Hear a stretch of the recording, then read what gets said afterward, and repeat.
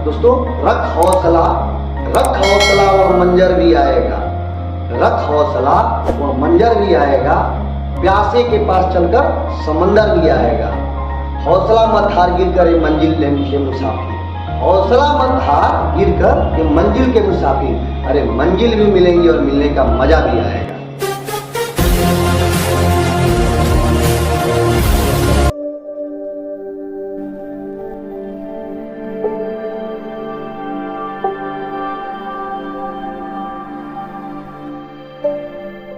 नमस्कार दोस्तों, स्वागत है आप सभी का केजी क्लासेस के यूट्यूब चैनल में।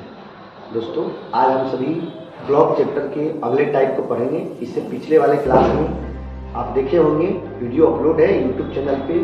टाइप 1, 2, 3 और 4 पढ़ लिए थे। दोस्तों, आज हम सभी टाइप 4 के बारे में हम लोग यहाँ पर देखेंगे। टाइप 5 से देखेंगे, टाइप 4 तक देख लिए थे।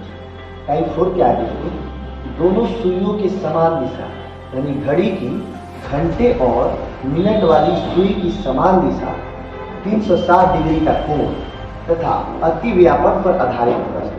दोस्तों, अति व्यापन का मतलब क्या होता है? फर्स्ट ऑफ ऑल आपके पास ये जानकारी होनी चाहिए। दोस्तों, जब घड़ी की दोनों सुई घंटे और मिनट की सुई समान दिशा में या एक दूसरे को ढक ले या एक दूसरे के ऊपर हो, तो इसे ही अति व्यापन कहा जाता है। दोस्तों, यहाँ पे आप देख रहे होंगे कि घड़ी की घंटे और मिनट की सुई का एक समान दिशा में आना या एक दूसरे को ढक लेना ही अति व्यापन कहलाता है। आगे हम दोस्तों ये भी लिखे हुए हैं कि 11 से 12 बजे, पहले ये आप समझिए कि घड़ी की दोनों सुई घंटे और मिनट की सुई 12 घंटे में 11 बार आपस को ढकती है, एक दूसरे को ढक लेती है, और 24 घंटे में हम 22 बार एक दूसरे को ढक लेती है। यहाँ पर मैं नोट में लिखा हूँ कि 11 से 12 एवं 12 से 1 बजे के मध्य केवल 12 बजे ही अति व्यापन बनता है। दोस्तों, यहाँ पे आप देख रहे होंगे, मैं आपको क्वेश्चन करके सारे आपके एजुकेशन और डाउट को मैं क्लियर कर दूंगा यहाँ पे, और निश्चित रूप से आपको समझ में आएगा। जैसे एक मैं क्वेश्चन दे दूँ यहाँ पे कि 3 और 4 बजे के बीच, 3 और 4 बजे के बीच घड़ी की दोनों सुइयां कब एक समान दिशा में होंगी? कब एक समान दिशा में होंगी या कब 360 डिग्री का कोण बनाएंगे? क्वेश्चन दोस्तों आप देख रहे होंगे, 3 और 4 बजे के बीच घड़ी की दोनों सुइयां कब एक समान दिशा में होंगी या कब 360 डिग्री का कोण बनाएंगे? दोस्तों, अगर मैं इस टाइप से बताऊं थोड़ी सी आपको प्रॉब्लम क्रिएट हो सकती है। तो एक सबसे आसान सा कंसेप्ट, एक सबसे आसान सा ट्रिक आप यहाँ पर याद रखेंगे, और ये आपके सभी प्रतियोगी परीक्षाओं के लिए, चाहे आप एसएससी की तैयारी कर रहे हैं, रेलवे की तैयारी कर रहे हैं या किसी भी प्रतियोगी परीक्षा की तैयारी कर रहे हैं, अगर आप घड़ी से संबंधित प्रश्न पूछेगा तो निश्चित रूप से नहीं छूटेगा। आप इस कंसेप्ट को यूज करेंगे, बढ़कर 60/11 गुणे x। दोस्तों, यहाँ x जो है छोटी संख्या है।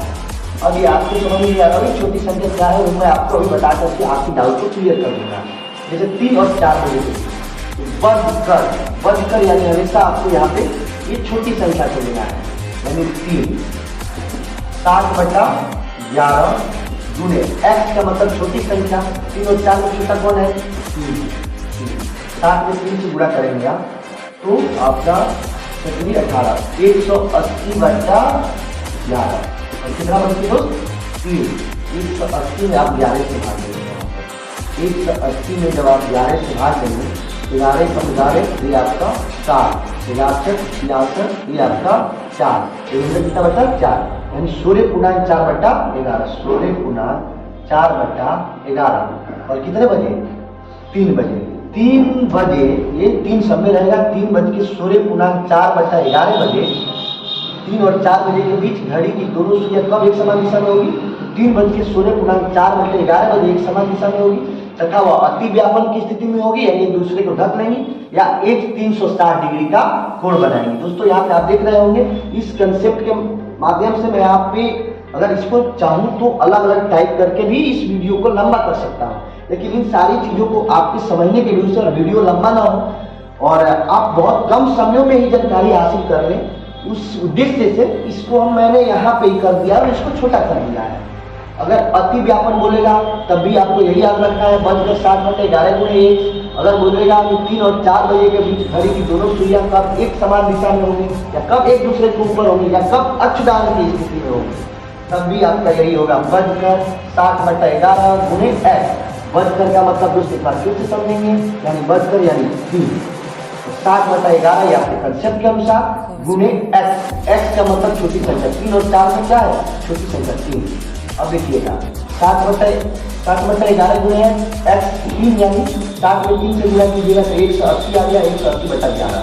अब हम क्या किए, 180 में 11 से भाग दिए तो मेरा यहाँ पर रिमाइंडर बचा 4, यानी 16.4/11, यानी 3:16.4/11 बजे घड़ी की दोनों सुइयां एक समान दिशा में होंगी, या वह 360 डिग्री का कोण बनाएंगे या वह व्यापन की स्थिति में होंगी।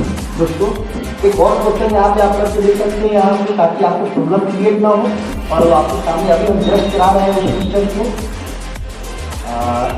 जैसे आप यहाँ पे 3 और 4 है, इसको आप 4 और 5 कर लीजिए। 4 और 5 बजे के बीच घड़ी की दोनों सुइयां कब एक समान दिशा में होंगी, या कब अति व्यापन की स्थिति में होगी, या कब 360 डिग्री कोण बनाएगी, या कब अक्षदान की स्थिति में होगी। इन तीनों परिस्थितियों में, चारों परिस्थितियों में आपको सिर्फ यही याद रखना है, बजकर 60/11 गुणे x। दोस्तों बजकर यानी 4 और 5 में, यानी 4 को लेना है, जैसे कि आप पहले क्वेश्चन में देखे होंगे, 60/11 ये कंसेप्ट के अनुसार 60/11 गुणे x। x यहाँ पे छोटी संख्या है, तो 4 और 5 में छोटी संख्या क्या है, तो 4 और 5 में छोटी संख्या आपका 4 है। 4 लिखिए, 60 में 4 से आप गुणा करेंगे, यहाँ पर देखेंगे बच्चों का 24, 240/11, और कितने बज गए, 4 बज के 240/11, 240/11 से भाग देंगे। यहाँ पे 11 दूना 22, ये आपका 2, और यहाँ पे 0 बचा, तो 11 कम 11, ये आपका बचा 9 रिमाइंडर, यानी 21.9/11। 4 बज के 21.9/11 बजे घड़ी की दोनों सुइयां एक समान दिशा में होंगी, वह अति व्यापन की स्थिति में होंगी, या वह 360 डिग्री का कोण बनाएंगे। आपको समझ आ रहा होगा, समझ आ रहा है आपको, तो निश्चित रूप से आप सभी को समझ आ रहा होगा, और मुझे पूर्ण विश्वास है कहीं आपको प्रॉब्लम क्रिएट नहीं होगा। और ये कुछ है ही नहीं, नॉट है, ये कुछ नहीं है। अगर अगले आपको वीडियो में मिलेगा, इसको और भी इजी कंसेप्ट में बताने का प्रयास करूंगा, लेकिन सबसे बेहतरीन आपके एग्जाम के लिए, या आपके हमेशा किसी भी अगर सेट वगैरह बना रहे होंगे, उसके लिए आप सबसे इजी कंसेप्ट है, बजकर 60/11 गुणे x। ये तो हो गया दोस्तों आपका 5वां टाइप। दोस्तों अगर मैं बात करूँ, या तो समझ आ रहा होगा ना, सबको समझ आया है ना, और इसको हम यहाँ पे मिटा देते हैं, और इस टाइप में मुझे पूर्ण विश्वास है कि आपको कहीं प्रॉब्लम क्रिएट नहीं हुई होगी। अब छोटा सा एक टाइप की शुरुआत करते हैं, एक और टाइप की शुरुआत करते हैं, और उससे क्वेश्चन कराते हैं, और फिर अगले वीडियो में आपको अगला टाइप मिल जाएगा।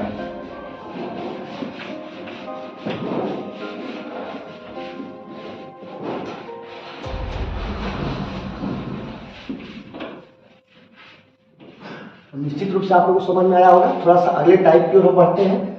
अगला जो टाइप है, टाइप 7 की ओर अगर हम चलते हैं, सभी टाइप को हम बताएंगे आपको, टाइप 6 की ओर चलते हैं।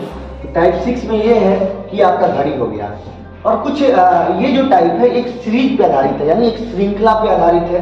जैसे यदि क्वेश्चन ऐसे दे दिया रहेगा, यदि घड़ी के डायल पर स्थित अंकों को इस प्रकार से परिवर्तित कर दिया जाए कि अंक 1 के स्थान पर अंग्रेजी वर्णमाला के बी आ जाए, तथा अंक 2 के स्थान पर डी आ जाए, तथा अंक 3 के स्थान पर एफ आ जाए, और आगे भी यही परिवर्तन का क्रम जारी रहे।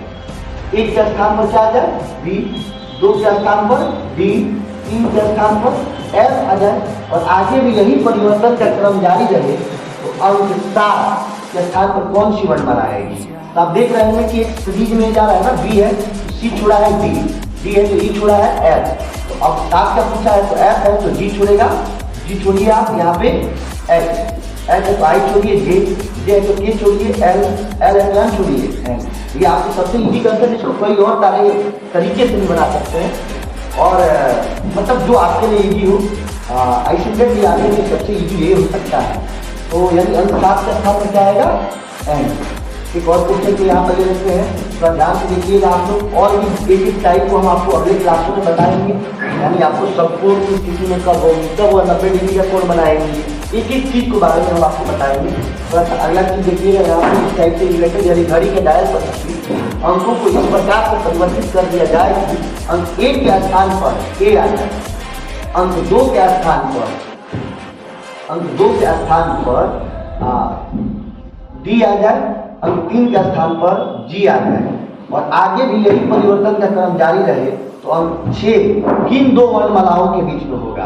तो यहाँ पे देखिएगा दोस्त, ए है तो बी सी छोड़कर डी, डी है तो ई एफ छोड़कर जी, जी है तो एच आई छोड़ के यहाँ पे जे, जे है तो के एल छोड़कर एम, एम है तो एन ओ छोड़कर पी, पी है तो क्यू आर छोड़कर यहाँ पर क्या होगा एस। अब बोला है कि 6 किन दो वर्णमालाओं के बीच में होगा, तो एस और एम के बीच में होगा। निश्चित रूप से समझ आ रहा है ना आपको? कोई डाउट? अगर कोई डाउट है तो आप निश्चित रूप से कमेंट बॉक्स में आप ये कर सकते हैं, और निश्चित रूप से अगले वीडियो में हम वो आपकी प्रॉब्लम को दूर करने का प्रयास करेंगे। दोस्तों मुझे पूर्ण विश्वास है आपकी क्लास में ये दोनों टाइप जो आप पढ़ेंगे, टाइप 5 और टाइप 6, निश्चित रूप से आप सभी को समझ में आया होगा। तो मिलते हैं आपसे अगले क्लास में, अगले टाइप में। तब तक के लिए दैट्स ऑल। और अगर आप किसी क्लासेस चैनल पे नए हैं तो चैनल को सब्सक्राइब कीजिए, और चैनल को यानी इस वीडियो को ज़्यादा से ज़्यादा लोगों के पास शेयर कीजिए।